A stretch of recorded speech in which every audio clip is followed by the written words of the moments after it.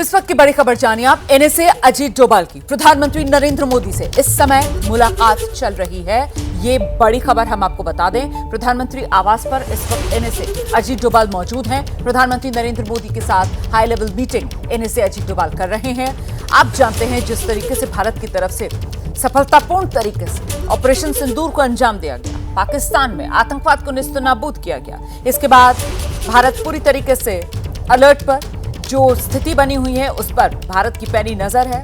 भारत पूरी तरीके से तैयार है। किसी भी तरीके की कोई अगर हिमाकत पाकिस्तान की तरफ से की जाती है तो फिर उसका पुरजोर तरीके से जवाब दिया जाएगा। और साथ ही दुनिया को भी भारत की तरफ से बताया जा रहा है ऑपरेशन सिंदूर क्यों जरूरी था, ऑपरेशन सिंदूर के मायने क्या हैं। और ऐसे में एनएसए अजीत डोभाल की आज प्रधानमंत्री नरेंद्र मोदी से मुलाकात, वो भी तब जबकि अब से महज चंद मिनट के बाद सर्वदलीय बैठक भी शुरू होने वाली है। जरा हम सीधे आपको लेकर चलेंगे। आशीष हमारे सहयोगी इस वक्त हमारे साथ मौजूद है और जरा जानते हैं आशीष से कुछ खबरें जानकर मिल पा रही हैं। आशीष, देखिए, अभी तो थोड़ी देर पहले पहुंचे हैं प्रधानमंत्री से मिलने के लिए नेशनल सिक्योरिटी एडवाइजर, और वो भी national security adviser to the prime minister of India. Minute to minute reporting कर रहे होंगे। सबसे बड़े सेनापति हैं प्रधानमंत्री मोदी के इशारे पे इतना बड़ा उन्होंने टेररिस्टों के खिलाफ पाकिस्तान में जिस तरह से कार्रवाई की है फौज ने उनके संरक्षण में, मुझे लगता है कि उसकी ब्रीफिंग, और उसके बाद आप देखिए 2 दिन से लगातार जिस तरह से तमाम देशों के अपने काउंटर पार्ट से वो लगातार बात कर रहे हैं, सभी को ब्रीफ कर रहे हैं कि इंडिया ने इस तरह का एक्शन क्यों लिया।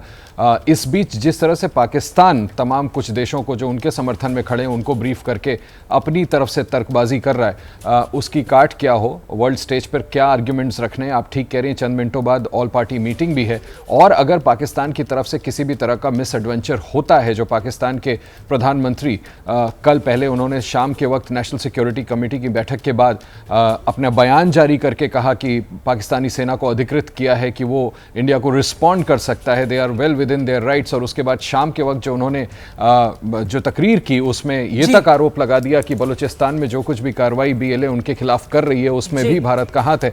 मुझे लगता है कि इंडिया उसको कैसे काउंटर करे उसको लेकर के प्रधानमंत्री लेकर भी यहाँ पर जरूर से चर्चा की जा रही होगी। और इस बीच बड़ी खबर, अब से थोड़ी देर बाद सर्वदलीय बैठक भी शुरू होने वाली है। ये जो सर्वदलीय बैठक होगी इसकी अध्यक्षता रक्षा मंत्री राजनाथ सिंह कर रहे हैं, ये जानकारी सामने आ चुकी है। सर्वदलीय बैठक में शामिल होने के लिए नेताओं के पहुंचने का सिलसिला भी शुरू हो गया है। सभी दलों के नेताओं को ऑपरेशन सिंदूर की सरकार की तरफ से विस्तृत जानकारी दी जाएगी। मैं सीधे आपको लेकर चलती हूँ। हमारे साथ हमारे सहयोगी अंकित गुप्ता इस वक्त मौजूद है। जरा जानते हैं अंकित गुप्ता से। अंकित, नेताओं के पहुंचने का सिलसिला शुरू हो चुका है इस समय?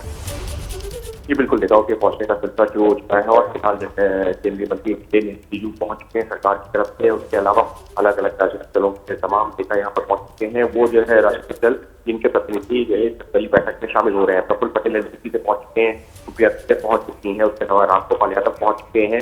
इसी तरह से तमाम राजनीतिक दल भाजपा पहुंच चुके हैं बीजेपी से, तो तमाम राजनीतिक दलों के राजनेता पहुंचना शुरू हो चुके हैं। और अगले 10 से 15 मिनट में बैठक शुरू होगी। 11 बजे का तय वक्त था और इसकी अध्यक्षता करेंगे खुद रक्षा मंत्री राजनाथ सिंह, जो कि भारत की सेना ने स्ट्राइक किया उसके बारे में आधिकारिक तौर पर तमाम सहयोगी दल और इसके अलावा जो अन्य राजनीतिक दल हैं उनको जानकारी देंगे। बहुत शुक्रिया अंकित गुप्ता इस तमाम जानकारी के लिए। नजर बनाकर रखिएगा। ऑपरेशन सिंदूर के बाद कल ही पहले सुबह में सीसीएस की बैठक हो गई थी, सीसीपीए की बैठक हुई, कैबिनेट की बैठक हो चुकी है और अब आज सर्वदलीय बैठक जिसकी अध्यक्षता रक्षा मंत्री राजनाथ सिंह करने जा रहे हैं।